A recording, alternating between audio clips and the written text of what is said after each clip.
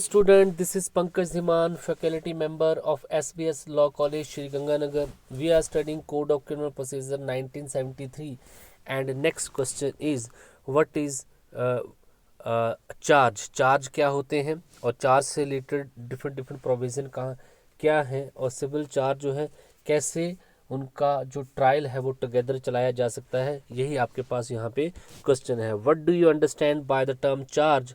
Describe the content of the charge and explain when the several charges can be tried together. ऐसे कौन से कारण है जहाँ पे एक जो ट्रायल होता है उसमें डिफरेंट चार्ज जो है टुगेदर ही ट्राइड किए जाते हैं. तो चार्ज देखिए, मैंने आपको पहले बताया, आपने जो है इंक्वायरी को पढ़ लिया है, आपने इन्वेस्टिगेशन को पढ़ लिया है, सर्च को पढ़ लिया है, और उसके बाद जो पुलिस फाइनली जो है अपनी चार्जशीट जो वहाँ पे फाइल कर देती है, तो उन्हीं चार्जेस को हमने यहाँ पे पढ़ना है. क्या होते हैं चार्ज? मीन्स जो क्रिमिनल ट्रायल में जो आरोप लगाए जाते हैं किसी एक्यूज पे, उनको हम यहाँ पे चार्ज बोलेंगे. तो देखिए, charge has an important place in the administration of justice, criminal justice. तो कानूनी प्रक्रिया जो होती है, जो अपराधी कानूनी प्रक्रिया है, उसमें जो है चार्ज की बहुत इम्पोर्टेंस है. It is the charge which actually start the trial. ये चार्जेज होते हैं, उसके बाद ट्रायल स्टार्ट होता है. सबसे पहले आपने देखा कि एफआईआर दर्ज होती है, एफआईआर के बाद इन्वेस्टिगेशन चलेगी, उसके बाद इंक्वायरीज भी हो सकती है, सर्च भी हो सकती है, और सारे पुलिस ऑफिसर जैसे पूरी सर्च इन्वेस्टिगेशन करने के बाद जो है फाइनली एविडेंस कलेक्ट करके वहाँ पे अब जो है एक चार्जशीट फाइल जो कोर्ट में कर देती है. तो चार्जशीट के बाद जो है अब फाइनली जो है ट्रायल स्टार्ट वहाँ पे हो जाता है. तो यहाँ पे ठीक लिखा है कि चार्ज जो है एक्चुअली ट्रायल को स्टार्ट करता है. Charge make the judicial process in motion. Charge ही तो है जो है जुडिशियल प्रोसेस को मोशन में लेके आता है. Charge symbolizes that there is a prima facie case against the accuse person. Charge ही ये बतलाता है कि किसी पर्सन के अगेंस्ट से प्राइमा फेसाई केस बनता, प्रथम दृष्टता से कोई केस जो है वहाँ पे बनता है. What is charge? Section 2B of the Criminal Procedure Code 1973 provides the definition of the charge, but it is neither definition as per dictionary meaning nor it is directing any meaning. तो section 2B में जो है इसकी definition दे रखी है, लेकिन इसकी definition वहाँ पे क्लियर नहीं है, इसका क्लियर मीनिंग वहाँ पे नहीं आता है. It is only says charge include any head of charge when the charge contain more heads than one. तो यहाँ पे ये बोले चार्ज में क्या होता है, हेड ऑफ चार्ज इंक्लूड्स होते हैं, and when the charge contain more heads than one. जब एक चार्ज जो है एक से ज़्यादा होंगे तो उन सभी को मिला के जो है चार्जेस बोला जाता है. तो यहाँ से डेफिनेशन जो है क्लियर नहीं हो पा रही है. In fact charge means such statement which is made against accused person in relation to any offense and provide full information regarding the offense. Actual में चार्ज क्या होते हैं? चार्ज में जिस पर्सन ने कोई ऑफेंस कमिट किया हुआ होता है उससे रिलेटेड कंप्लीट स्टेटमेंट दी जाती है. एक्यूज ने क्या ऑफेंस किया उसकी पूरी स्टेटमेंट दी जाती है, उसकी पूरी इन्फॉर्मेशन जो है उस एक्यूज को दी जाती है. In the other words it can be said charges is such a written statement of the information offense against the accused person which contain the grounds of charge along with time, place, person and the things in relation to which offense is committed. तो charge basically क्या होता है? एक written statement होती है जिसमें उस offence से रिलेटेड पूरी इन्फॉर्मेशन होती है जो कि अगेंस्ट आरोपी होती है, एक्यूज्ड होती है, और उस चार्ज में जो है उस ऑफेंस के सारे ग्राउंड्स बता रखे होते हैं. उस चार्ज के सारे जो चार्ज आरोप जो लगाए गए उसके सारे ग्राउंड्स बता रखे होते हैं, और साथ में टाइम, प्लेस, पर्सन, उस ऑफेंस से रिलेटेड जो भी टाइम, प्लेस और पर्सन जो जुड़े हुए थे उन सभी के को बताया जाता है वहाँ पे. तो बेसिकली चार्ज क्या है? एक रिटन स्टेटमेंट है जो कि इंफॉर्मेशन ऑफ द ऑफेंस जो है एक्यूज के बारे में देती है. ठीक है जी, ये सारे और ग्राउंड्स बताती है कि चार्ज क्यों लगाए गए हैं और कैसे वो चार्ज लगाए गए हैं. The charge is precise formulation of specific accusation made against a person who is entitled to know its nature and at a very earlier stages. तो चार्जेस क्या है? बेसिकली एक स्पेसिफिक एक्विजिशन है जो कि अगेंस्ट जो है पर्सन की जाती है, उसको राइट होता है कि वो उन सभी चीज़ों को जो उसके अगेंस्ट आरोप लगाए गए हैं उनका उसको पता हो. Thus the main meaning and object of the charge is to make acquisition of an offence against the accuse person. तो ऑब्जेक्ट क्या है, मीनिंग क्या है, यहाँ पे यही बताया गया है. ऑब्जेक्ट और मीनिंग यही है कि चार्ज क्या है, चार्ज का मतलब क्या बनाना होता है? एक्विजिशन ऑफेंस करना होता है किसी एक्यूज पर्सन के against. Accuse prepare his defence on the basis of it. और एक्यूज जो है चार्जशीट के बेसिस पे वो जो चार्ज उस पर लगाए गए हैं, जो आरोप उस पर लगाए गए हैं, जो रिटन स्टेटमेंट पुलिस ने जो है उस अक्यूज के अगेंस्ट जो है फाइल की है, उसके बेसिस पे ही अब जो है अक्यूज पर्सन भी जो है अपना डिफेंस जो है वहाँ पे उसको तैयार करता है, क्योंकि ट्रायल में अब उसको भी पता चल जाता है कि मेरे अगेंस्ट कौन सी आईपीसी की धाराओं के अंदर जो है मेरे ऊपर आरोप लगाए गए हैं और क्या आरोप लगाए गए हैं, ये सारा उसके पास क्लियर हो जाता है और वो भी अपना डिफेंस अब रेडी करता है। Thus the meaning of the object is charge to accuse the accused person of the crime. Based on this, the accused person prepare his defense. It may be mentioned here that the order of the framing of the charge is neither a purely interlocutory order or nor a final. तो देखिए charge को frame करने का जो order होता है, ना तो ये पूरा इंटरलोक्यूटरी होता है, ना ये फाइनल होता है, ना तो ये कोर्ट के बीच में दिया जा सकता है और ना फाइनली ये दिया जा सकता है। Asian resurfacing of the road agency versus CBI A 2018 Supreme Court के केसेस में ये बोला गया। तो चार्ज होपफुली आपको यहाँ पे समझ आ गया कि ये आरोप होते हैं जो लिखित में अक्यूज्ड के अगेंस्ट लगाए जाते हैं। पुलिस जो है इनको जो है आरोपों को जो है मजिस्ट्रेट के सामने रखती है और इससे जो है उसका जो अपराध है उसको बताया जाता है, उसने क्या अपराध किया है और उसने कौन सा ऑफेंस किया हुआ है, और वो जो आरोप उसे लगाए गए हैं उसके सारे ग्राउंड्स वहाँ पे बताए जाते हैं, और जो एक्यूज पर्सन होता है वो भी इन चार्जेस के बेसिस पे जो अपना डिफेंस रेडी करता है। तो ये सारा चार्ज आपके पास। Constitutes of the charge, charge के क्या कॉन्स्टिट्यूट्स हैं इनको यहाँ पे पढ़ लेंगे। Section 211 of the criminal procedure code 1973 lays down the contents of the charge. Contents refer to those things which are mentioned in the charge. Charge के जब एक पुलिस जो है चार्ज लगाती है, चार्जशीट फाइल करती है, तो उसमें कौन कौन सी चीज़ें जो है मेंशन की होती हैं ये आपको यहाँ पे बताना है। देखिए, every charge shall state the offence with which the accuse a charge. तो जो जब भी चार्जशीट फाइल की जाती है कौन सा चार्ज उस पर लगाया गया है और वो जो चार्ज जो है किस उस ऑफेंस का नाम क्या है, उस ऑफेंस का नाम आपको यहाँ पे बताना होता है जिसके लिए उस आरोपी को आरोपित वहाँ पे किया गया है। तो सबसे पहले every charge shall state the offence, सबसे पहले ऑफेंस को बताना कि उसने क्या ऑफेंस किया है।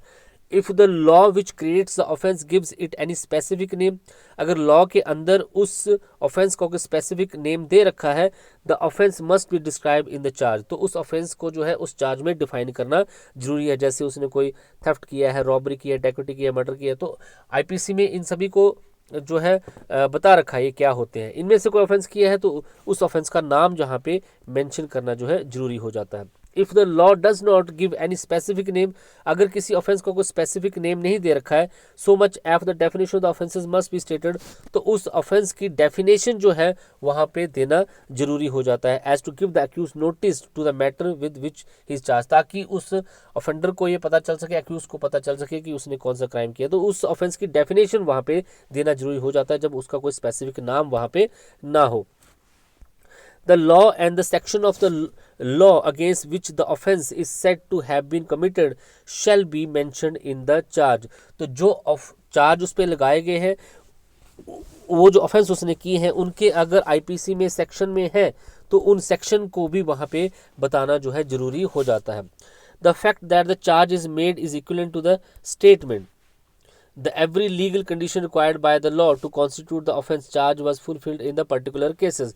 तो जो भी वहाँ पे चार्ज लगे हुए हैं जो कि स्टेट में इक्विवेलेंट है, that every legal condition required by the law to constitute the offence charge was fulfil the particular cases. तो वो जो चार्ज लगे हैं वो सारी कंडीशन को वहाँ पे पूरा करे जो जिन फैक्ट के बेसिस पे वो जो है उस पर चार्ज लगाए गए हैं, फैक्ट लगाए गए हैं। The charge shall be written in the language of the court, ये चार्ज जो लिखे होंगे ये कोर्ट के लैंग्वेज में लिख रखे होंगे। इंडिया में generally language of the court जो इंग्लिश है, लोकल लैंग्वेज भी हो सकती है हर एक अपनी स्टेट में, लेकिन कोर्ट की लैंग्वेज में लिखना जरूरी है। जो कोर्ट ने लैंग्वेज एक्सेप्ट कर रखी है उसमें लिखना जरूरी है इस सभी चार्जेस को। If it is intended to prove a previous conviction of the accused for the purpose of affecting the punishment of the subsequent offence, the fact, date and place of the previous conviction shall be stated in the charge। अगर उसकी previous conviction को भी यहाँ पे prove करना है, ये जो अभी मामला जो चल रहा है पहले भी उसको अगर कोई सजा हो रखी है, इस चीज़ को भी बताना वहाँ पे ताकि इसकी पनिशमेंट जो है वो इफेक्ट हो सके। तो जो सब्सिक्वेंट ऑफेंस उसने किया है उसके फैक्ट, उसके डेट, उसका प्लेस और कब उसकी प्रीवियस कन्विक्शन हुई थी, पहले भी वो सज़ा उसको हो चुकी है, वो सारी चीज़ें वहाँ पे बताना जरूरी हो जाएगा।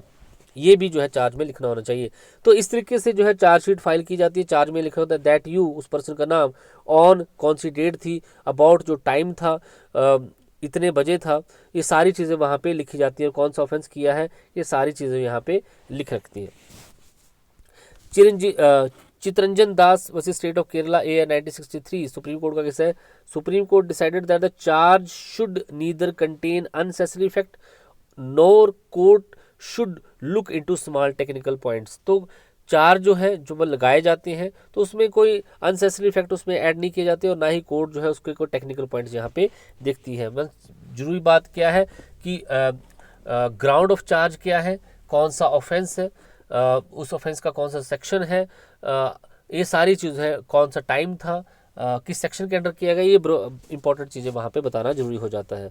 Krishna versus State of State A 1958 का केस है। Kerala High Court said that the charge should be prepared in the language of the court. तो चार्ज हमेशा कोर्ट की लैंग्वेज में ही प्रिपेयर किए जाते हैं। If the accused does not understand the language of the High Court, अगर accuse को हाई कोर्ट की लैंग्वेज जो है वो अंडरस्टैंड नहीं हो रही है तो उस लैंग्वेज में उन चार्ज को ट्रांसलेट किया जाएगा जिसको वो अक्यूज, वो आरोपी समझता है। According to section 212 the charge shall contain the following point. तो चार्ज में ये पॉइंट होते हैं। Time of the commission of the offence, क्या टाइम था, place of the commission of the offence, कौन सी जगह थी, the person against of thing in respect of which it was committed, और किस पर्सन या किस चीज़ के अगेंस्ट ऑफेंस किया गया है, ये चीज़ें वहाँ पे बताना जरूरी होता है किसमें, चार्ज में। संतोष कुमार उसी state of Jammu Kashmir AIR supreme court का केस है। It was decided by the supreme court that the charge must have these following things, time of the commission of the offence, place, offence which is committed and the person against whom the offence committed, ये सारी चीज़ें वहाँ पे होना जरूरी है। अब next आपके पास यहाँ पे effect of the error in the charge. अगर वो जो चार्ज लगाए गए हैं उसमें कोई एरर है, कोई गलती हो गई है पुलिस ऑफिसर को उन चार्ज को फ्रेम करने के दौरान, तो उसके क्या इफेक्ट हो सकते हैं यहाँ पे बताया गया है। Section 215 of the criminal procedure code 1973 lays down the effect of the error in the charge according to it, no in stating neither the offense or particulars required to be stated in the charge, and no omission to state the offense or those particulars shall be regarded at any stage of the case as a material unless the accused was in fact misled by such error or omission and it has occasional failure of justice। तो generally charges में यहाँ पे ये बताया गया है कि कोई भी चेंजेस जनरली नहीं की जाती है। It is clear that the error in the charge if regarded material and it has, तो जो चार्जेस होती हैं उनमें एरर तभी क्लियर किया जाता है अगर उससे एक्यूज जो है, आरोपी जो है, मिसलेड हो रहा है, और दूसरा जो है इससे जो फेलियर ऑफ जस्टिस, न्याय जो है वो कहीं ना कहीं जो है फेल वहाँ पे हो रहा है, then such charge shall be considered faulty and the trial on the basis of such charge shall also be faulty. तो यहाँ पे ये बताया गया है, तो अगर ऐसा होता है, चार्ज इस तरीके से लगाए गए, चार्ज में कोई एरर है, आरोप जो लगाए गए उसमें कोई गलतियाँ हो गई हैं, तो उस कंडीशन में अगर वो एक्यूज़ को, आरोपी को मिसलेड करता है या फिर वहाँ पे फेलियर ऑफ जस्टिस हो रहा है, तो पूरे ट्रायल को जो है वहाँ पे जो है फॉल्टी माना जाएगा और चार्ज जो है फॉल्टी माने जाएंगे। But where the accuse has been provided reasonable opportunity of the trial, लेकिन जहाँ पे एक्यूज को, आरोपी को पूरा मौका वहाँ पे दिया गया अपनी बात रखने का, उसको अपना डिफेंस प्रोड्यूस करने का मौका दिया गया है। No adverse effect on the accord over the interest, उसके जो हित है उस पर भी कोई प्रभाव नहीं पड़ा है। अगर उस चार्ज में एरर भी था लेकिन ये सारी चीज़ें वहाँ पे होती हैं कि उसको कोई प्रभाव नहीं पड़ा, उसको पूरा मौका दिया गया अपनी बात रखने का, उसको इक्वल अपॉर्चुनिटी वहाँ पे दी गई, उसको अपना डिफेंस रखने का मौका वहाँ पे दिया गया, उसका इंटरेस्ट भी कोई हैमर वहाँ पे नहीं हुआ। There a trial shall not be considered faulty on the basis of error, तो उस कंडीशन में उस चार्ज को फॉल्टी नहीं माना जाएगा। स्टेट ऑफ वेस्ट बंगाल वसी वेसल हक AIR 1989 सुप्रीम कोर्ट का केस है। अब है framing of the charge where it is doubtful what offence has been committed. तो उस केसेस में चार्ज कैसे लगाए जाएंगे जिसमें ये क्लियर ना हो रहा हो कि ऑफेंस कौन सा हुआ है, कौन सा ऑफेंस जो है कमिटेड किया गया है। तो अब जब ऑफेंस का पता नहीं है कि कौन सा ऑफेंस कमिटेड हुआ है, पुलिस को लग रहा है ये ऑफेंस है, लेकिन ये पता नहीं चल रहा कि ये कौन सा ऑफेंस है, तो किस तरीके से चार्ज की फ्रेमिंग वहाँ पे होगी, किस तरीके से चार्ज वहाँ पे आरोप जो है लगाए जाएंगे। Section 221 of the criminal procedure code 1973 provides for the framing of the charge in those matter where there is a doubt of what offence has been committed. In such matters charge shall be framed as following. तो जहाँ पे ये clear नहीं हो पा रहा है कि कौन से चार्ज जो है उस ऑफेंस में लगाए जाएंगे, क्योंकि ऑफेंस क्लियर नहीं हो पा रहा है, तो कौन सा ऑफेंस उसने कमिट किया ये क्लियर नहीं हो पा रहा। All the offences committed as a result of the nature of the act, उसी एक्ट की वजह से वो सारे ऑफेंसेस हुए हैं। दूसरा, ऑल और एनी ऑफ सच ऑफेंसेस, उस सभी ऑफेंसेस की वजह से या किसी उस ऑफेंस की वजह से। Charge in the alternative with having committed some one of the said offences, या उसका कोई अल्टरनेटिव वहाँ पे जिसमें से वो ऑफेंस हुआ है। तो यहाँ पे यही बताया गया है कि उस कंडीशन में जो सारे काम हो रहे हैं उसी ऑफेंस के अंडर हो रहे हैं, तो हम जो चार्ज उसी के हिसाब से फ्रेम कर देंगे अगर हमें ऑफेंस का पता नहीं चल रहा है तो। A is accuse of an act which may amount to the theft, A ने एक ऐसा ऑफेंस किया है जिसमें लग रहा है कि उसने चोरी भी की है, रिसीविंग स्टॉलन प्रॉपर्टी भी हुआ है, क्रिमिनल ब्रीच ऑफ ट्रस्ट भी हुआ है, चीटिंग भी वहाँ पे हुई है। He may be charged with theft, receiving stolen property, criminal breach of trust. तो जहाँ पे ये लग रहा है कि उसने डिफरेंट ऑफेंसेस वहाँ पे किए हैं और क्लियर नहीं हो रहा कि उसने एक्चुअल में ऑफेंस क्या किया है, तो उस कंडीशन में जो भी ऑफेंस लग रहे उसने किए हैं सभी का उस पर जो है चार्ज लगा दिए जाएंगे और उस पर जो है उसी तरीके से ट्रायल उसका चलेगा। जितने भी ऑफेंस पुलिस को लग रहे हैं कि इसने ये भी किया हो सकता है और वो जिस भी आईपीसी के सेक्शन के अंडर फॉल कर रहे हैं वो सारे चार्ज उस पर लगा दिए जाएंगे, जहाँ पे क्लियर ना हो रहा कि एक्चुअल में उसने ऑफेंस क्या किया है। Subsection 2 of the section 21 says that if the accused in the charge with our offence and it happened in the evidence that the committed a different offence, then he may be convicted for the offence for which he might have been charged but he was not charged. तो अगर उसने कोई offence ऐसा किया है जिसके उस पर चार्ज नहीं लगे हैं और जिसके चार्ज लगे हैं वो उसने ऑफेंस नहीं किया है, तो इसमें कोई फ़र्क नहीं पड़ता, जो उसने ऑफेंस किया है और जो चार्ज उस पर लगा है उसी के अकॉर्डिंग उसको सजा दे दी जाएगी। इलस्ट्रेशन है, if the accuse is charge under section 420 of the Indian penal code, अगर किसी आरोपी ने है 420 के अंडर कोई ऑफेंस किया है उस पर चार्ज लगे हैं, but in the evidence it is prove to have committed offence under section 406, लेकिन ये प्रूव हो जाता है, चार्ज उस पर 420 के लगे हैं, लेकिन ये बाद में प्रूव हो जाता है कि उस पर जो है चार्ज वो जो लगाया गया था वो गलत था, एक्चुअल में उसने ऑफेंस जो 406 के अंडर किया हुआ है, तो इसमें कोई फर्क नहीं पड़ता, उसको 406 के अंडर सजा दे दी जाएगी। तो चार्ज में जो ऑफेंस लिख रखा है अगर वो बाद में नहीं प्रूव होता है, चार्ज के में जो अगर वो ऑफेंस नहीं लिख रखा है और वो प्रूव हो जाता है तो उस ऑफेंस के अकॉर्डिंग सजा दे दी जाएगी, पूरे चार्ज को वहाँ पे एररनेस डिक्लेयर नहीं किया जाएगा। इलस्ट्रेशन है, A is a charge under section 325 of the Indian penal code with causing grievous hurt, he proves that he acted on the grave and sudden provocation, he may be convicted under section 335 of the code. तो एक पे आरोप लगे कि 325 के under उसने जो है किसी पर्सन को ग्रीवियसली हर्ट किया है। अब बाद में ये प्रूव हुआ कि ये उसने जो है सडन ग्रेव और सडन प्रोवोकेशन की वजह से किया हुआ है, तो उसको सजा जो है सडन ग्रेव और प्रोवोकेशन जो सेक्शन 335 में बताया गया उसके अंडर सजा दे दी गई। हालांकि चार्ज उसको 325 के अंडर लगे थे, लेकिन प्रूव बाद में ग्रेव एंड सडन प्रोवोकेशन हुआ तो 335 में उसके बारे में लिख रखा है, वहां पे उसको सजा हो जाएगी। Where there is a question of minor offense must under section 306 cannot be considered a minor offense of the offense under section 302। अगर offense जो है 306 में किया गया है तो इसको माइनर ऑफेंस नहीं माना जाएगा। 36 में जो है अबेटमेंट टू सुसाइड होता है तो उसको जो है सेक्शन 302 के अंडर ही कवर किया जाएगा। इस तरीके से कोई ऑफेंस जो 304 में हुआ है तो उसको भी माइनर ऑफेंस नहीं माना जाएगा, उसको 302 और 498 जो जिसमें डाउरी डेथ होती है उसको 302 में ही माना जाएगा। तो इस तरीके से यहाँ पे बताया गया है। तो यहाँ पे अब आपके पास है ज्वाइंडर ऑफ चार्जेस। अगर एक पर्सन ने अलग अलग ऑफेंसेस किए हैं तो उस पर चार्ज भी अलग अलग लगेंगे, तो उन पे फिर ट्रायल भी अलग अलग चलेगा, ये जो है एक नॉर्मल लॉ बोलता है। लेकिन ऐसे बड़े सारे ऑफेंसेस होते हैं उनके चार्ज जो है वो टुगेदर लगाए जाते हैं, उनका ट्रायल भी टुगेदर ही वहाँ पे होता है, जॉइंटली ही उनका ट्रायल होता है। ऐसे ऑफेंसेस भी होते हैं उनको सेपरेटली ट्रायल वहाँ पे नहीं किया जाता है, उनके बारे में यहाँ बात की गई कि ज्वाइंटर ऑफ चार्जेस क्या होते हैं।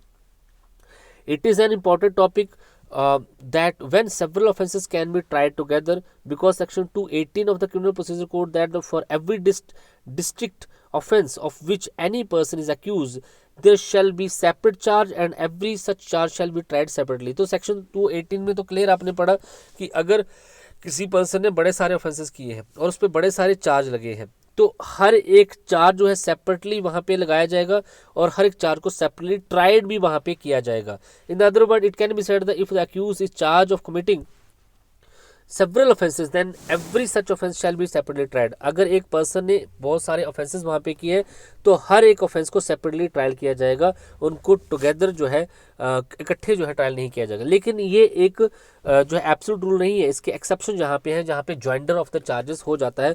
बड़े सारे ऑफेंसेस उसने किए होंगे लेकिन वो एक ही ट्रायल के अंदर जो है ट्राइड कर दिए जाते हैं। In certain matters the circumstances accuse can be charge of more than one offenses at a time and then they can be tried together। Such matters and circumstances are as following। पहला, 3 offenses of same kind within a year may be charged together। अगर 3 offenses एक ही तरीके के एक साल में किए गए हैं तो उनका ट्रायल जो है टुगेदर चलाया सकता है। कोई ऐसा ऑफेंस जो कि एक ही तरीके का हो, 3 बार आपने वो कर दिया, तो उस कंडीशन में उसका ट्रायल जो है टुगेदर ही चलेगा। According to the section 219 the 3 offences of same kind within a year may be charge together. लेकिन वो ऑफेंसेस सेम काइंड के होने चाहिए, सेम नेचर के होने चाहिए, और 3 बार उसने वो कर दिए हैं। The application of section 219 require that the offence must be of the same kind. दूसरा, जैसे आपने पढ़ा, ऑफेंस सेम काइंड का होना चाहिए। सच offence should be not more than 3 से ज़्यादा बार उसने वो ऑफेंस ना किया हो। And they have been committed in 1 year, उसने एक साल में वो तीनों क्राइम जो है किए हो। More than 3 offences can not be charge together. 3 से ज़्यादा ऑफेंसेस होंगे, उनको टुगेदर ट्राइड नहीं किया जा सकता है। State versus Moti Singh AI 1962 Rajasthan high court का केस बोला गया है। तो पहली कंडीशन, अगर 3 ऑफेंसेस जो कि सेम नेचर के हैं, सेम काइंड के हैं, उसको साल में बार बार किया गया है, 3 बार किया गया है, तो उनको सेपरेटली ट्रायल नहीं किया जाएगा, टुगेदर ही उसका ट्रायल चला दिया जाएगा। दूसरा, more than 1 offences in 1 transaction. According to section 220 clause 1 1 series of acts so connected together as to form the same transaction, more offences than 1 are committed by the same person, he may be charged with and tried at the one trial for every such offences। तो अगर उसने offences जो है एक से ज़्यादा किए हैं और सेम ट्रांजैक्शन में उसने वो ऑफेंस कर दिए है, तो अब सेम ट्रांजैक्शन में बड़े सारे ऑफेंस कर रहा है। कोई ऑफेंस जो है IPC के सेक्शन 359 के अंडर कर रहा है, फिर वहाँ पे जो है 354 के अंडर भी कर रहा है, उसके बाद जो है 376 के अंडर भी कर रहा है, उसके बाद 302 के अंडर भी कर रहा है। तो एक ही ट्रांजैक्शन में वो बड़े सारे ऑफेंसेस कर रहा है, तो उनका ट्रायल अलग अलग चलना चाहिए नॉर्मल कंडीशन में। लेकिन जहाँ पे ज्वाइंट आउट चार्जेस आप पढ़ रहे हो, जहाँ पे ट्रायल टुगेदर किया जाता है, तो वहाँ पे जो उसने सीरीज में जो है उस ट्रांजैक्शन में जो भी ऑफेंसेस किए उनका ट्रायल टुगेदर ही चलेगा। जैसे A इंटाइसेस B the wife of C away from C। A जो है B को इंटाइस करता है, उसको जो है इंटाइस करके करता है, जो कि C की वाइफ है और जो कि C से दूर रहती है, with intent to commit adultery. क्यों इंटाइस करते हैं? ताकि वो उसके साथ अडल्ट्री करे, with B and then commit adultery with her, उसके साथ जो है अडल्ट्री करता भी है। May be separately charge with the tried offence under the section 498 and 497 of the Indian penal code. तो ये दोनों अलग अलग सेक्शन है। पहले वो उसको जो है इंटाइस करता है, उसके बाद उसके साथ अडल्ट्री कमिट करता है। 2 ऑफेंस यहाँ पे हो गए। अब सेम ट्रांजैक्शन में ये ऑफेंस हो रहे हैं, एक ही सीरीज में सारे ऑफेंसेस हो रहे हैं, तो इनको जो है टुगेदर ही ट्राइड कर लिया जाएगा वहाँ पे। अब यहाँ पे Purushottam Das Dalmia versus State of West Bengal AI 1961 Supreme court का केस है। Supreme Court decided that during the trial of offence of criminal conspiracy, कोई आपराधिक षड्यंत्र हुआ है, उस आपराधिक षड्यंत्र में जो भी ऑफेंसेस वहाँ पे हुए हैं वो IPC की अलग अलग धाराओं में अगर हुए हैं तो उनका ट्रायल अलग अलग नहीं चलेगा, एक ही क्रिमिनल कॉन्स्पिरेसी में ही वो सारे ट्रायल का। अब क्रिमिनल कॉन्स्पिरेसी हुई, उसके बाद जो है किसी पर्सन को पकड़ा, डिटेन किया, अलग ऑफेंस हो गया, उसके बाद उसको टॉर्चर किया, अलग ऑफेंस हो गया, उसके चार्ज हो गया, उसके बाद जो उसका मर्डर किया अलग चार्ज लगा, 3-4 चार्ज उस पर लग गए। लेकिन जो है वो सेम ट्रांजैक्शन में सारे ऑफेंसेस हो रहे हैं, तो एक ही ट्रायल के अंडर जो है इन सभी को निपटा दिया जाएगा। Joint charge for the dishonest misappropriation of property and फाल्सिफिकेशन of the account. तो जहाँ पे miss appropriation of the property होता है, miss appropriation of the cases होंगे, आपने 405, 406, 415 के under miss appropriation of the property और फाल्सिफिकेशन ऑफ द अकाउंट आपने पढ़े हैं। तो मिस एप्रोप्रिएशन ऑफ प्रॉपर्टी, जहाँ पे एक पर्सन को प्रॉपर्टी इंटरेस्टेड की जाती है, वो उस प्रॉपर्टी का जो है अपने पर्पस के लिए यूज़ करता है, उसको डिस्ट्रॉय करता है या किसी फर्दर ट्रांसफर करता है, तो उसको miss appropriation of the property. Miss appropriation of the property के अंदर जो भी डिफरेंट डिफरेंट ऑफेंसेस हो रहे हैं वो एक ही सिंगल ट्रायल में कवर कर ली जाएंगे, बस ये याद आपको रखना है। Offences falling in the more than one definition, अगर ऐसे ऑफेंसेस हैं जो कि अलग अलग डेफिनेशन के अंडर कवर हो रहे हैं, कुछ ऑफेंस जो है एक डेफिनेशन में कवर हो रहा है, एक ऑफेंस उस वही ऑफेंस जो दूसरी डेफिनेशन में कवर हो रहा है। आईपीसी के अंडर ऐसे बड़े सारे ऑफेंसेस हैं जो कि डिफरेंट डिफरेंट डेफिनेशन में कवर होते हैं। उस कंडीशन में क्या होगा, सेक्शन 220 यहाँ पे बताता है, इफ द एक्ट एलिज, ऐसा एक्ट जो कि उस पर आरोप लगे हैं, constitute offence of falling within इन 2 or more separate definition in a law, जिसकी उस अपराध की डेफिनेशन जो है अलग अलग लॉ में अलग अलग कर रखी है। The person accuse of them may be charge and tried at the one trial for the each of such offences, तो सभी ऑफेंसेस के लिए उसका ट्रायल जो है सेम रहेगा। अलग अलग ऑफेंसेस में उसकी अलग सजा रखी है तो अलग से चार्ज नहीं बनेंगे और अलग से वो हर एक लॉ के अंडर वो चार्ज नहीं होगा, वो सेम एक ही लॉ के अंडर वो चार्ज हो जाएगा, वहाँ पे उस पर जो केस लगा दिया जाएगा, ट्रायल हो जाएगा, sorry. A wrongfully stick B with a cane, A जो है बी को एक डंडे के साथ जो है ब्रूटली पीटता है, वहाँ पे ए में सेपरेटली चार्ज, उस पर अलग से चार्ज लग सकता है with convicted of offences under section 352 and section 323 of the Indian penal code. तो सेक्शन 323 के अंडर जो है हर्ट की बात की गई है, और अगर किसी को लाठी से पीटा जाए तो सेक्शन 352 में बात की गई है। दोनों अलग अलग ऑफेंस है, अलग अलग चार्ज लगेंगे, लेकिन दोनों एक ही बात है, पीटना और डंडे से पीटना। तो एक ऑफेंस जो कि 2 डेफिनेशन में कवर हो रहा है, 352 के अंदर भी 303 के अंदर भी जो है जॉइंटली ट्राइड वहाँ पे कर दिया जाएगा। Distinct offence constituted by the several offences, बड़े सारे ऑफेंसेस जो है सेवरल ऑफेंसेस वहाँ पे होते हैं, उनको कैसे कंस्टिट्यूट किया जाएगा, ये सेक्शन 224 में बताया गया। If a several act of which one or more than one would by itself or themselves constitute an offence constitute when combined a different offense, the person accused of them may be charged with the tried at one trial for the offense constituted by such act when combined and for any offenses constituted by one of the more such act। illustration यहाँ पे बता रखा है, ए commit robbery, ए जो है robbery करता है on B and in doing so voluntarily causes hurt to him. तो पहले वो एक घर में घुसता है, रॉबरी करता है, और उसके बाद वो उसको हर्ट भी वहाँ पे कर देता है। ए में B separately charge with the convicted of the offence, तो 323 के अंदर, 392 के अंदर, 394 के अंदर उस पर अलग अलग चार्ज लग सकते हैं, लेकिन उनको इकट्ठा ही चार्ज किया जाए। लेकिन बड़े सारे ऑफेंस जो है कॉन्स्टिट्यूट, बड़े सारे ऑफेंसेस जो है जब वो उस काम को करता है तो बड़े सारे ऑफेंसेस जो है वहाँ पे हो जाते हैं। पहले उसने रॉबरी की, उसके बाद उसने उसको हर्ट किया, तो ये सारे अलग अलग ऑफेंसेस वहाँ पे क्रिएट हो रहे हैं, तो उनको जो है सेम ट्रायल में कवर कर लिया जाएगा।